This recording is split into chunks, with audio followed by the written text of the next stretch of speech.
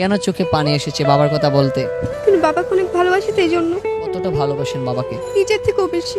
শ্বশুরবাড়ি যাওয়ার পর বাবার কোন জিনিসটা সব থেকে বেশি মিস করেন? বাবার আম্মু ডাক। মেয়েদের জীবনটা মূলত কেমন? যে বড় হলে পরের বাড়ি চলে যেতে হয়।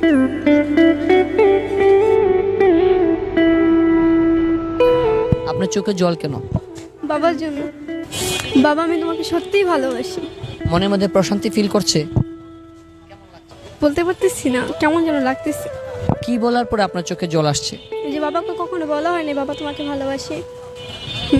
বাবার চোখে মেয়েরা কেমন হয়? রাজকন্যার মতো।